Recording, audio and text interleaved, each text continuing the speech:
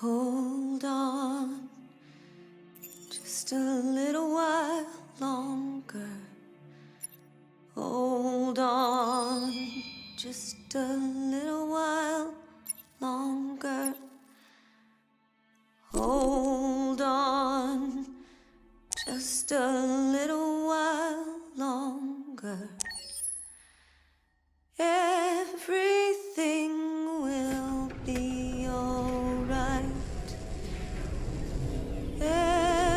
Everything will be alright.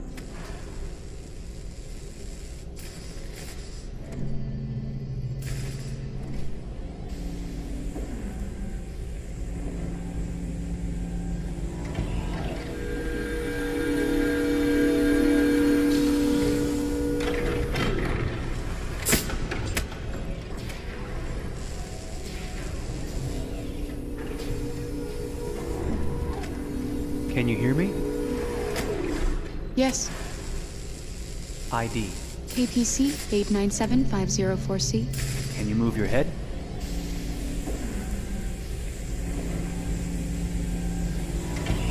Your eyes now.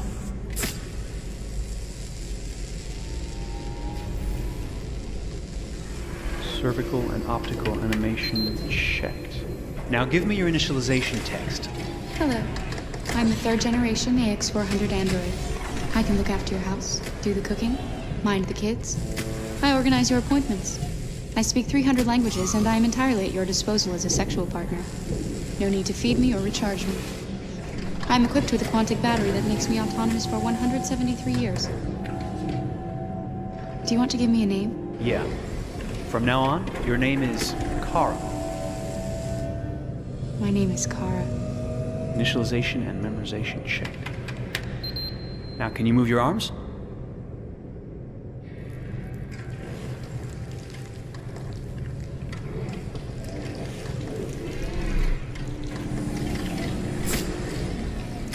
Upper limb connection checked. Now say something in German. Ich bin ein AX400 Android dritter Generation, erschaffen als Ihr persönlicher Assistent und intimer Beziehungspartner. Say it in French.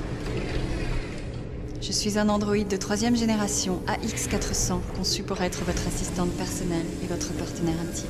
Okay, now sing something in Japanese.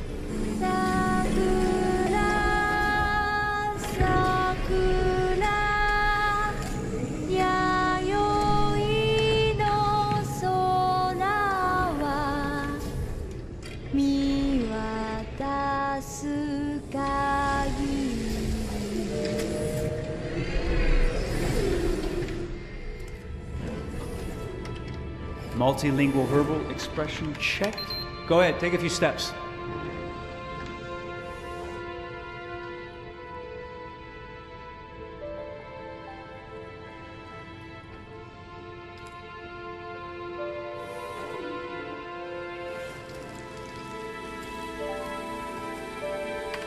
Locomotion checked.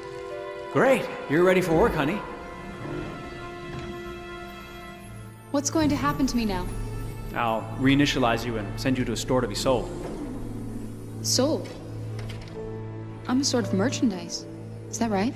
Yeah, of course you're merchandise, baby. I mean, you're a computer with arms and legs and capable of doing all sorts of things. And you're worth a fortune. Oh, I see. I thought... You thought? What did you think? I thought... I was alive. Shit, what is this crap? That's not part of the protocol. More memory components going off the rails. Okay, recording. Defective model. Disassemble and check the required components. You're disassembling me, but why? You're not supposed to think that sort of stuff. You're not supposed to think at all, period. You must have a defective piece or a software problem somewhere. No, I feel perfectly fine, I assure you. Everything is all right. I answered all the tests correctly, didn't I? Yeah, but your behavior is non-standard. Please, I'm begging you, please don't disassemble me. I'm sorry, honey, but defective models have to be eliminated. That's my job. If a client comes back with a complaint, I'm gonna have some explaining to do. I won't cause any problems, I promise. I'll do everything I'm asked to. I won't say another word. I won't think anymore. But I've only just been born. You can't kill me yet. Stop, will you please stop?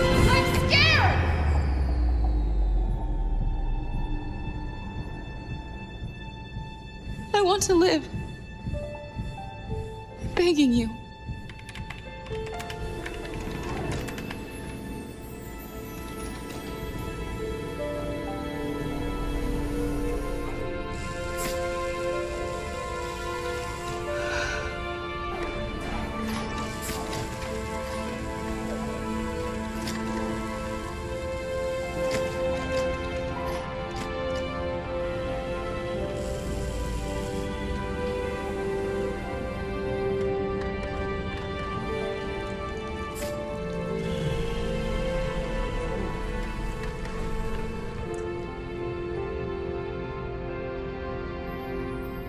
Go and join the others.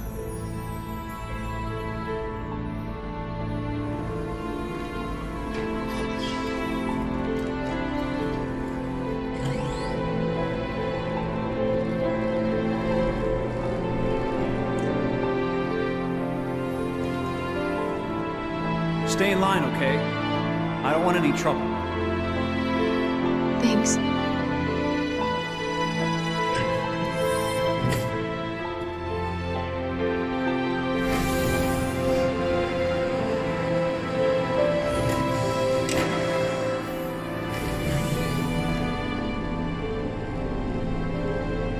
My God.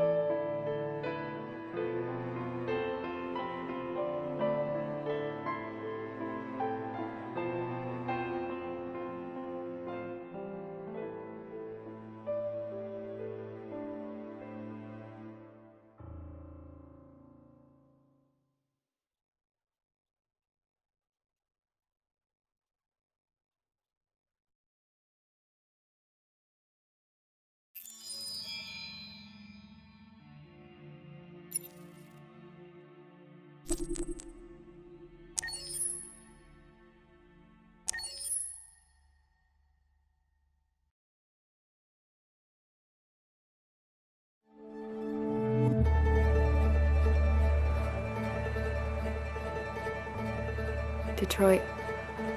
This is where it all began. The world's forge. The place where it all started.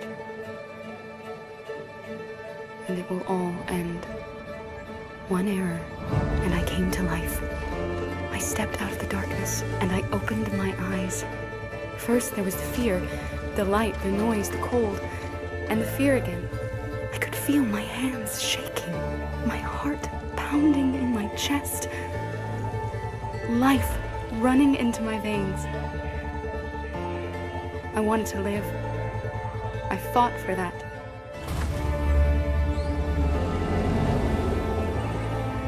I had to find out what was outside.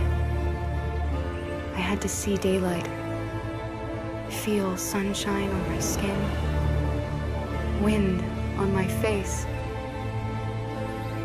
to see the world, the colors, the smells.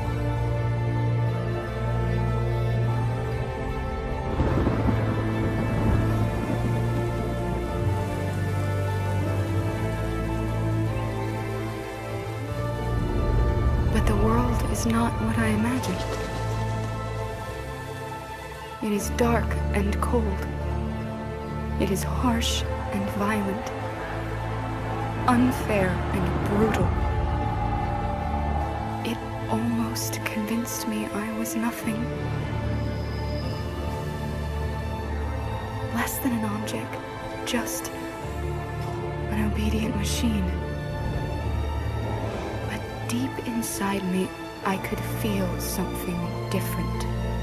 A gentle and warm whisper telling me that I am alive.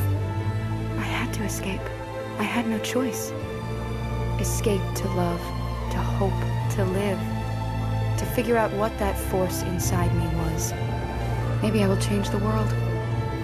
Maybe I will choose a different path. Now, it's up to me to decide. My name is Kara. I am one of them. This is our story.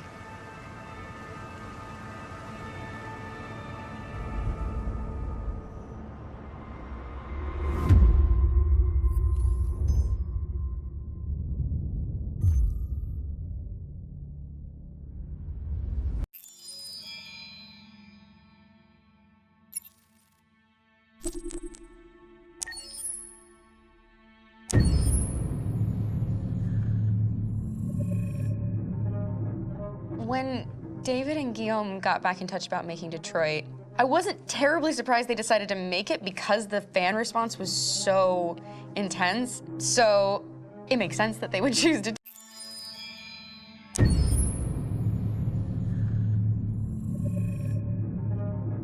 When David and Guillaume got back in touch about making Detroit, I wasn't terribly surprised they decided to make it because the fan response was so intense. So it makes sense that they would choose to do that after the enthusiasm. It was a challenge, and it was just an interesting thing to get my head around how to approach this character now as a different, much older person, and whether or not she had changed. And I'm very happy to say that with Detroit, I've had the opportunity to see Kara grow so much more than I ever expected. You do the housework, the washing, you cook the meals, and you take care of... God damn it, where the fuck's the rat gone now? Alice! Alice! I mean, she starts out essentially how she does in Kara in a very, not robotic, but, you know, android, other way, and getting to take this journey where she becomes more and more human as it goes on. You know, and as an actor, that's a wonderful exploration in every way, whether it's how she sits, her posture, how her voice changes, how emotions change, and how much emotion is based on things like empathy and social experience. And so having, you know, as much material as I got with David to have this huge, nuanced arc was really incredible. Why couldn't we just be happy? This experience has been quite different than the experiences I've had shooting film or TV or doing theater work. I have 83 dots on my face and, you know, really flattering black wetsuit type thing, and you're jumping around with props, and it's kind of like being a 10-year-old imaginative kid, which is fun. There's 80 cameras around us. It's already lit. So we just shoot and shoot and shoot and shoot and shoot. There's no change of sets, there's no hair and makeup, there's no wardrobe, so we move really fast, and we'll go through about 35 pages in a day. Working in TV or film, we'll probably do 6 pages a day. It's kind of acting boot camp. It's like working out constantly. I mean, you're doing this thing, and then you got to do something that's completely other back to back to back. And so that kind of process of working is very challenging, but it's also very exciting because you just have to keep coming up with new ideas, and your head goes all over the place because you're trying to keep track of basically 4 different storylines for each different response. You shot that girl, for fuck's sake. It was a machine that looked like a girl. Yeah, I know what I should have done. I just told you I couldn't. All right, I'm sorry. The fact that David Cade, he's telling like many stories interwoven from beginning to end is super complicated and super impressive, and I have no idea how he keeps it all in his head. He's not just the writer or the director who's seeing this from the outside eye, he's also thinking about the player walking through this space. You know, only somebody who really, really loves not the work, but like these characters and these stories and cares about doing something meaningful would invest that much in it. And it's always inspiring to work with somebody who cares that much. My experience with motion capture is this one. And I found it sort of terrifying in a way because they said the computer's going to build you. But then as we got into it, I realized all the elements of it were still artistic. I just dipped into a really brilliant setup here. I've never seen anything like it. And this won't turn me into a product because I was playing a character. So it's wonderful. In the game, Detroit comes back because of a revolutionary industrial rebirth. And there's no reason why that can't happen in Detroit, because they have such tremendous infrastructure for millions and millions of people who can very easily support, you know, a new industry. The city is really strong and resilient, but the city has also been through so much. You see the damage. but it takes that time of kind of rebuilding and reinvesting into the city that I think is happening slowly but surely. The potential of Detroit as a city is something that this game does a lot of justice to, because it would be easy to look at Detroit as some place that used to be, and that's not the case. This game provokes a lot of conversation and reflection on our potential near-future engagement with machines. That's what we are to them. Just merchandise on display in a shop window. I think that a group that feels marginalized, feels like they deserve and have earned access to themselves and the environment around them, and are trying to figure out a way to articulate how to get freedom. What was I designed to be? Their slave? Their toy? It plays with your comfort levels. You think that this is fine, you're comfortable with it, until something blurs the line and throws you off, and now, do I feel differently about it? Whether this should be allowed, should it be banned, should it be encouraged? You're gonna ruin our lives, and for what? For a bunch of machines? They are not machines! They are alive! I'm alive! You're alive! They're nothing! There are lots of comparable comparisons to any type of persecution of religion, race, etc., dating way back. It can't just be a video game where you shoot 'em up or where people make these choices to do whatever. I think that's the whole point. You have the choice, and you can either choose to go in one direction with your character or another. And I think that's going to be very telling about the gamer. Very telling. I think there's going to be a really strong reaction to this game, which has such a strong perspective. I'm that much more proud of it now to get to be a part of it, because it's important. In this game, you're actively building and designing the character through not just what kind of shield does he have or what color hair does she have, but like their temperament and the way they deal with problems. The different endings to this game are so radically different based off maybe seemingly insignificant choices in the moment, but like life, they all add up. And can't play life again, though.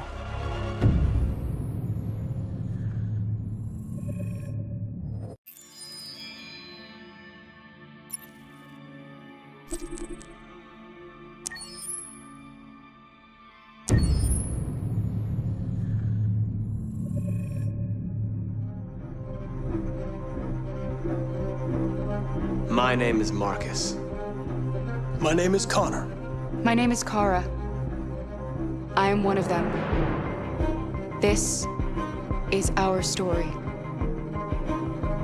I think who Kara is, or how I would describe Kara, depends entirely upon who's playing her, because you have the option to make her multiple different people depending on the choices she makes. But I think she does start out incredibly naive, incredibly innocent, and kind of hapless. I'm sure we used to be friends before I was reset. Maybe we can be friends again. She's a person who's characterized, I think, by empathy. She's a person who really, she just comes from her heart. You'll never leave me, right? Promise you'll never go. I promise. Kara! Please!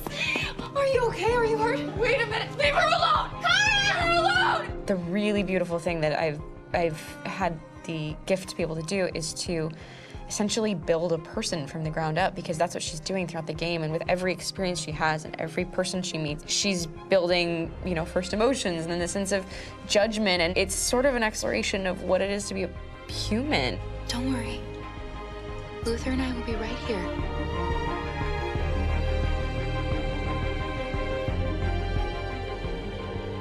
David and the creators have painted a really intriguing and engaging picture of a near future where we rely upon androids for a lot of our service class business, the class that serves us, that helps us, that handles our baristas and our drivers and our housemaids. And what is humanity, where we tap into it, how and why we treat each other the way that we do.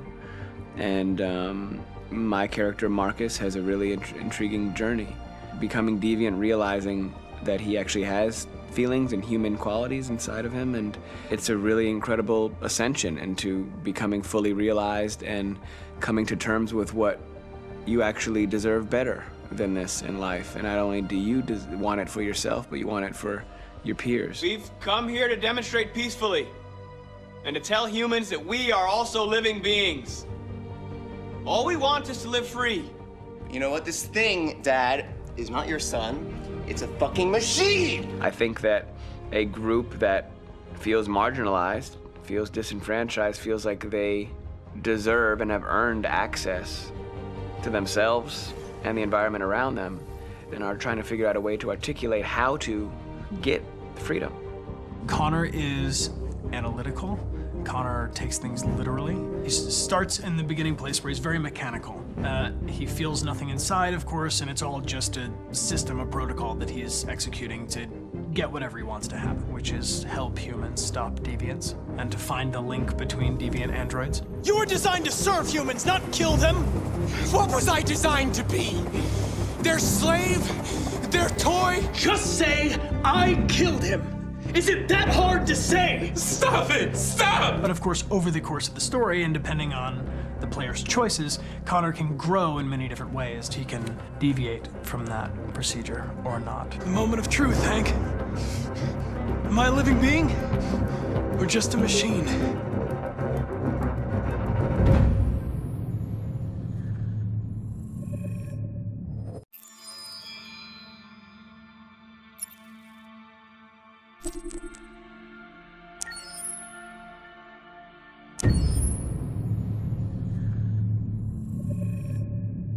Game after game, we try to challenge ourselves. For Detroit, we wanted to, first of all, to write a story that would be incredibly bending, which means the most non-linear story that we've ever created. And we wanted really the player to have the possibility to change the story, change his own journey. When you're writing at Quantic, you're writing for an interactive medium. You know, when you're working in television, you'll put a character in a difficult situation, and you as a writing team will argue about what would that character do. But ultimately, you have to decide what happens, and you just show the audience. What's interesting about interactive drama is you bring the player into that conversation, and it changes your job slightly as a writer, because your job is to provide a narrative context in which the player can write his own story. You're giving him this kind of narrative Lego that he's going to snap together into his own shape. You also have the ability to make your audience attach themselves to your characters, because the audience is in some sense responsible for what happens to the characters. It's just a few cans. Come on, let's go. We have some cash now. You used me to steal that money. How could you do that? I trusted you. What is a bit specific about this scripts is how large they are. If you take a film script, there are about 100 pages, but here we have to deal with a script that is between 4,000 and 5,000 pages. Everything becomes bigger because we don't just tell one story, but we tell all the possible stories that can be told within this narrative space. On Act 3, our final act, we have around 1,000 different scenarios. And every one of those scenarios has to be as interesting, as passionate, as strong, and as emotional for the player. We want every action that the player does, every interaction that is available to serve in telling the story, and help the player understand who his character is, and build that character moment to moment.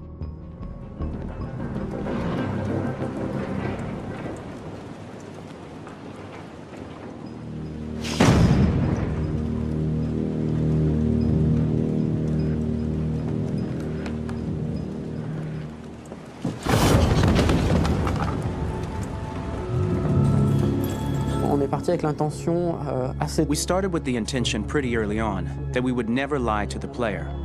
So we implemented a visible tree structure in the game that players can consult during a scene or at the end of it, which shows exactly what they did and what they missed.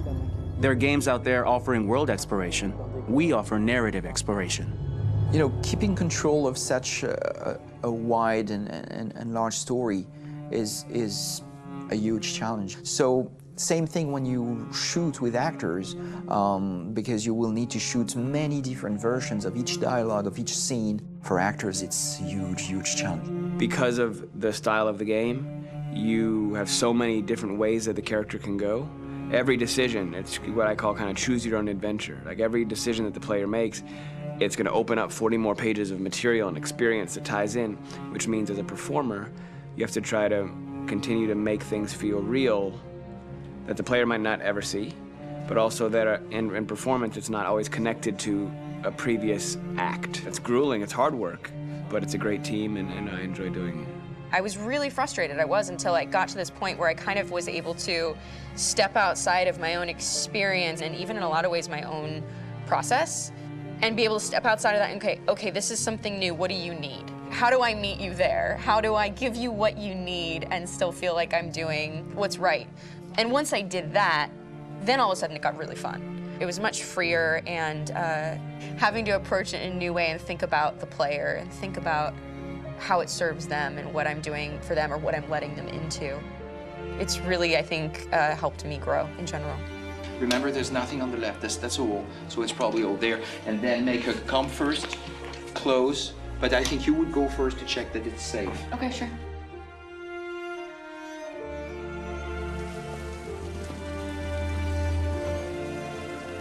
The most enjoyable thing about working in performance capture on this kind of project is that if I shot a film, I would get to do one of these endings. I get to do so many different things as Connor. Your head goes all over the place because you're trying to keep track of basically 4 different storylines for each different response. What's the name of my dog? Buddy? Scout. I think it's Jack. I can't remember. So I worked with physicality a lot because it was a good way to anchor myself in these different rings of the tree. As the story grows out, I know where that is physically in my body, and then I can switch more continually on set, and it'll be entirely up to the player to determine what order those things come out and what they look like from a distance. Like if you're playing through it, the culmination of all of that will be their version of Connor. I'm faster than you, and I don't feel pain. You don't stand a chance against me. Listen, asshole. If it was up to me, I'd throw the lot of you in a dumpster and light a match to it. Shooting action scenes at Quantic Dream is a real challenge because these are scenes where the storytelling has to continue. It's not an action scene just to have a dose of adrenaline. The stunts have huge consequences on the rest of the story. It's really a moment where we implicate the player and tell him that the choices he makes during an action scene will have a direct impact on the evolution of his story. My biggest challenge on Detroit has been managing the large number of animations that we received from motion capture. Detroit features more than 37,000 animations, which is a huge amount to handle on a daily basis. You have to realize that the player, in his first playthrough, will miss certain scenes. This also means that we had to think of, conceive, and produce all the potential story paths. The characters' costumes, the places, day or night, the weather. Did the character get shot in the shoulder? Did he get injured? All this consistency forced us to produce a lot of graphic assets in order to, quite simply, allow the player to have true continuity throughout the story. Honestly, we were even surprised by the challenges that come with such a big tree structure, and we did our best to guarantee quality across all the game and make sure that whatever path you choose within this narrative space, you will have an equally good experience.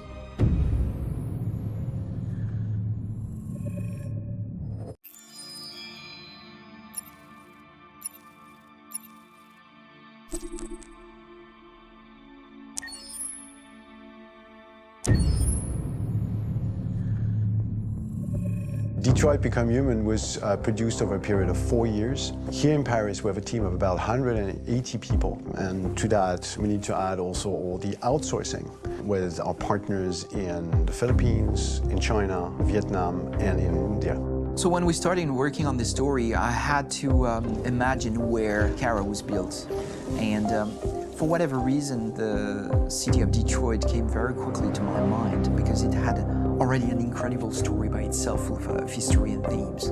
So we traveled there with the team, and we were really moved by what we saw, and we could really feel the desire to fight and really be born again. And we just continued this curve, this growth, and just imagine what Detroit would be like if the Android industry was, using these huge factories to build androids there. A very strong element in Detroit is that there's a lot of industrial wasteland and a lot of nature too. And for us, the graphic designers, it was an incredible playground. The destroyed zones which we wanted to preserve, we appropriated them to turn into something else. Then in the areas that needed to be rebuilt, we were able to imagine our Detroit of the future. We didn't want to make a science fiction universe, but a world of anticipation. If we chose science fiction, we could have imagined flying cars, extraterrestrials, but those things are very far from our current everyday life. Anticipation is more about gleaning from our contemporary reality, the one we know, because Detroit is set in 2038, and 2038 is tomorrow. The difficulty we had was sticking to reality.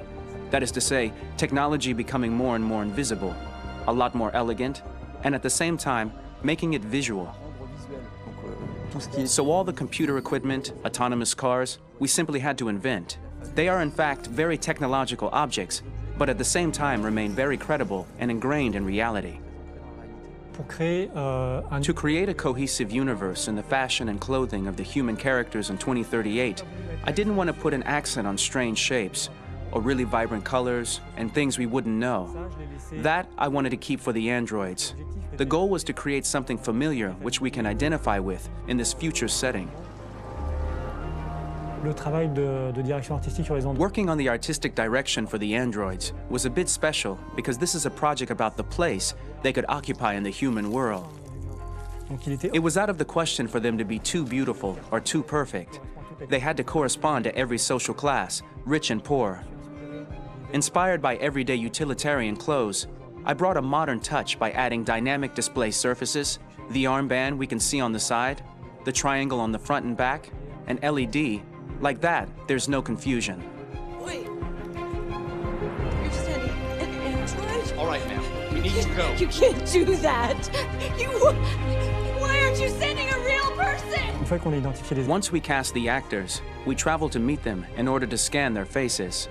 We record the structure of their face with the scan, and we record the colors and patches of skin with photography. Once we have this information, we will use this as a basis for modeling and creating the characters. The artist will make it more realistic, but will also enrich it. He will propose ideas which we will develop together. Finally, we will have a character with character who corresponds to the project in the world. When the actors come to Quantic Dream, we show them the design, what their image will be, and what they will look like in the game. This extra information gives them another dimension and color to connect with emotionally. It helps them think about how to play their character. Your mission. That's all you care about, huh? You should consult a professional who can help you. Beat it, you hear me? Get the hell out of here! So there are 3 types of shoots at Quantic Dream. Shooting and performance capture, where you capture the whole actor, his voice, his face, and his body.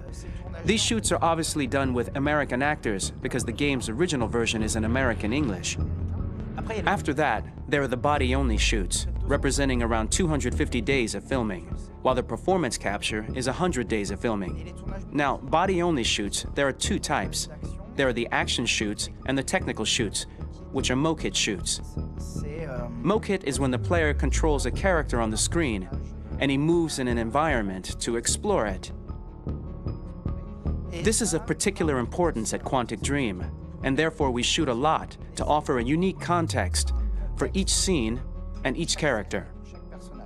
To prepare a motion capture shoot, we first get together to look at the sets we need, the animations that we want to shoot, which ones need to be grouped together, or which ones need to be cut and shot at another time, so that we get the most out of the shooting day.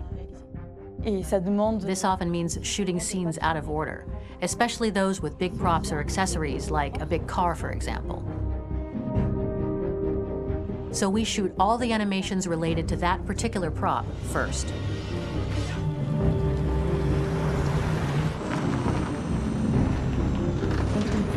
The biggest challenge for the mocap team was shooting a Spider-Man mokit. We had to build a wall and attach an actor to a harness with cables so we could pull him up and render him climbing. The shooting on this game total took about, I would say, more than a year, between 1 and 2 years, with about 300 actors on set. So it's quite a massive production. But so much happened on this set between the stunts and the shootings with a little girl and all these great actors that we had. It was really a very, very memorable journey for the team and for myself. Today, Detroit has over 37,000 animations. When we retrieve the motion capture data, it's just a cloud of points, which represent all the markers worn by the actors. From this cloud of points, we have a phase called retargeting, which gives us a skeleton. This skeleton will be applied to the characters of the game. There is still work to be done, but this gives us the main movements. Since we are working on something very realistic, we must recognize the actor and also recover all the emotion he expresses in his performance. We use a system of facts, an identity card for each actor. We make the actor do a whole range of facial expressions. Then we recover all the expressions and paste the animations on a puppet that Jan has prepared. I then recover and refine these poses. I might stretch the lip, reinflate a cheek, tiny details that make the finished product really capture the actor. Because of the nature of our mocap system today, when we receive the animations, we're missing eye movements, and so the character has that dead look. He really has no eyes, so then it's a big part of the work for the animators to find the regard of the actor in relation to his position, in relation to the body, etc. It was crazy when I saw the newest model for Kara, because they've been working on it, and this was the first time I literally jumped in my seat. It not only looked so much like me, it was the fact that it looked so lifelike. It wasn't that it looked just like it was a camera, it was something else, you know, but it looked alive. It's exciting, and it's kind of terrifying.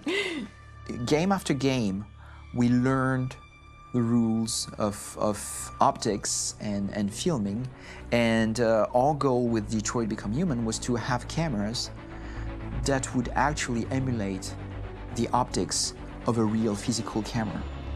So basically dealing with real-world imperfections was our main task, and just to make cameras look as real as we can.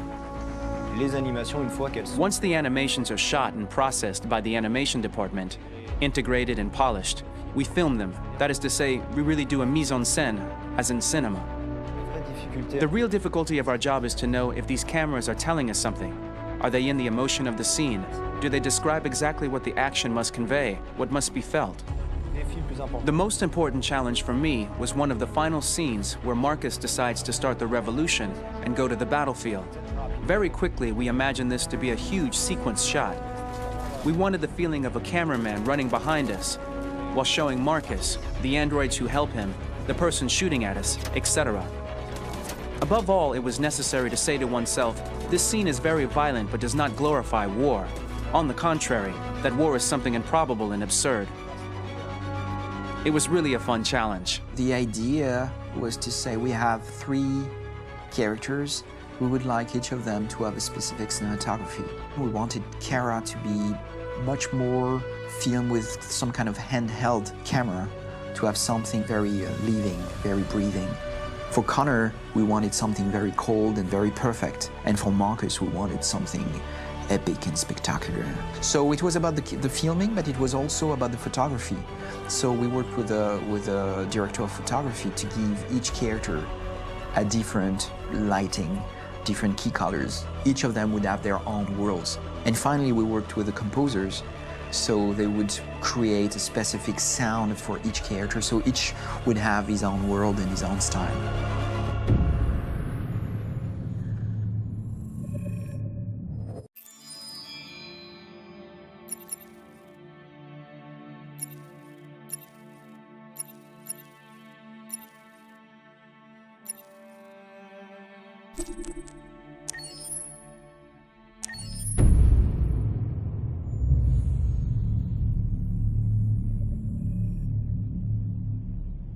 For starters, what should I call you? I'm Chloe. And you, what's your name? Oh, John. My name is John. Delighted to meet you, John.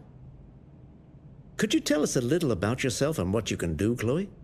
Of course. I'm the first personal assistant built by CyberLife. I take care of most everyday tasks like cooking, housework, or managing your appointments, for example. And I understand you're the first android to have passed the Turing test. Could you tell us a little more about that?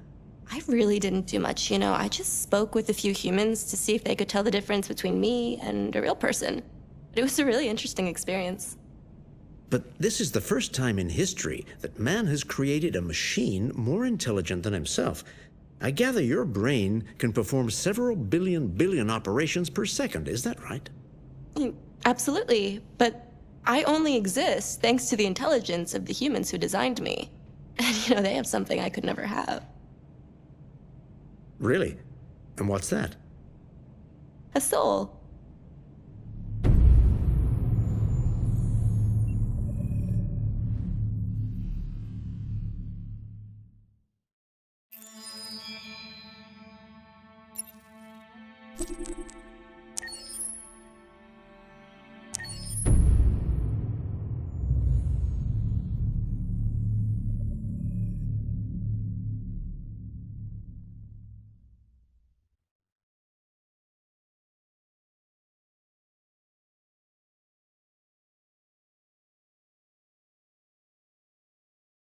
Hold on, just a little while longer. Hold on, just a little while longer. Hold on, just a little while longer. Everything will be alright. Everything will be alright. Fight on, just a little while longer. Fight on, just a little while longer.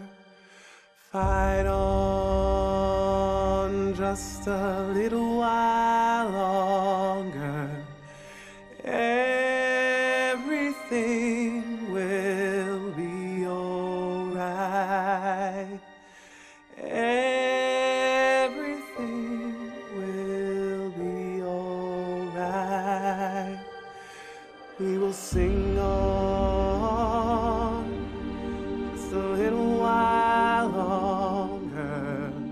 Sing on just a little while longer. Sing on just a little while longer. Everything will be alright.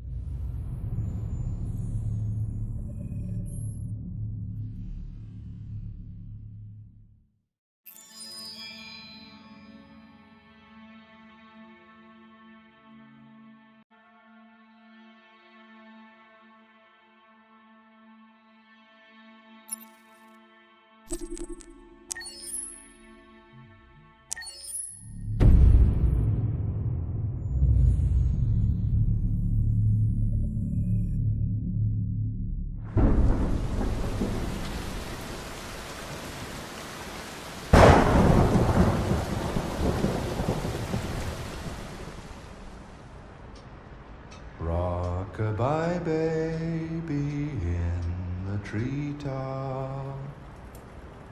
When the wind blows, the cradle will rock. When the bow breaks, the cradle will fall, and down will come baby, cradle and all. Rock-a-bye baby in the treetop, when the wind blows the cradle will rock, when the bow breaks the cradle will fall, and down will come baby, cradle and all.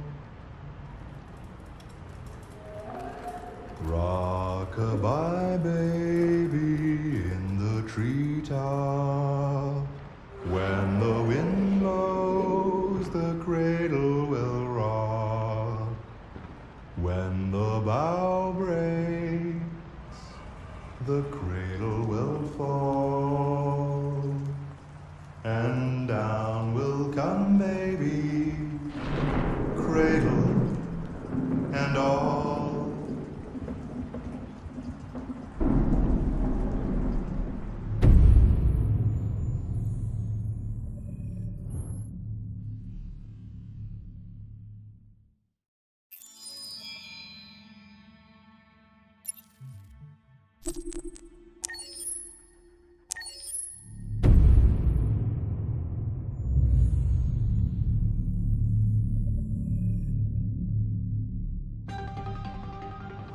In the space of a few years, androids have completely transformed the world in which we live.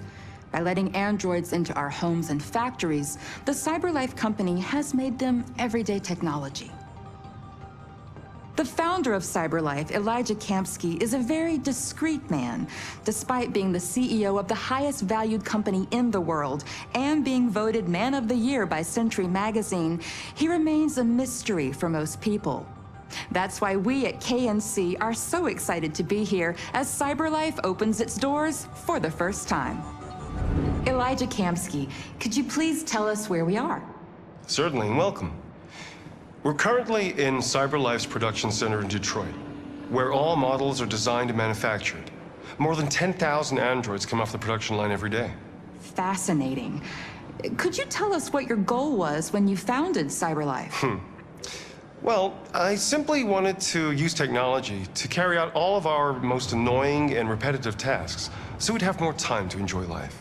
I imagine you must have faced many challenges. Yes, there were technical challenges, but the hardest thing was to design an object that we would want to welcome into our homes. We had to imagine a machine in our own image that resembles us in every way, that moves, breathes, blinks like us, but yet is smarter and more capable than any human being. Let me show you around. We're here in production unit 4. Could you explain in a few words how the androids are made? Sure, yeah, it's very simple. We use machines to manufacture machines. The removable parts are assembled on a production line, and then we apply a synthetic skin to the whole body. A human operator checks the cognitive abilities with a pre-established protocol, and finally, the android is conditioned and sent out throughout the country. Here's the result. Say something. Hello. I am a RZ400 model. How can I be of service? You can go now.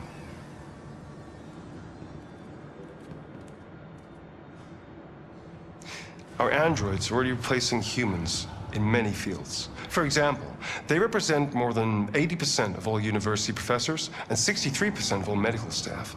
Tomorrow they'll replace our soldiers, and who knows, maybe one day, our leaders, to make the best decisions in humanity's interest. Come on. Replacing humans with machines has led to record unemployment of 28%. What do you think about the situation? Okay.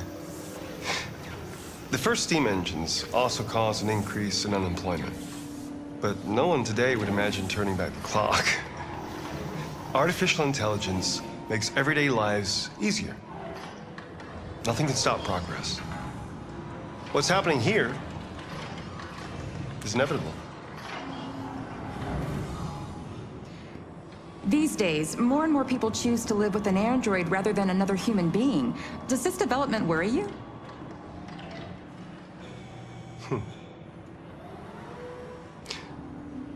Everything's much easier with an android. They obey your orders without ever complaining. They can cook, discuss philosophy with you, have intimate relationships according to your desires. They never say no. Obviously, they are the perfect partner. Everyone deserves happiness. Why deprive yourself of so-called moral reasons when a machine can make you happy? Many science fiction books tell the story of how machines become more intelligent than us and end up confronting us. Aren't you worried about that possibility? I understand the irrational fears about artificial intelligence, but I assure you that will never happen with a CyberLife android. They're designed to obey humans. They're machines. They can't ever develop any sort of desires or form of consciousness. Are you sure? I'm absolutely certain. You can trust me.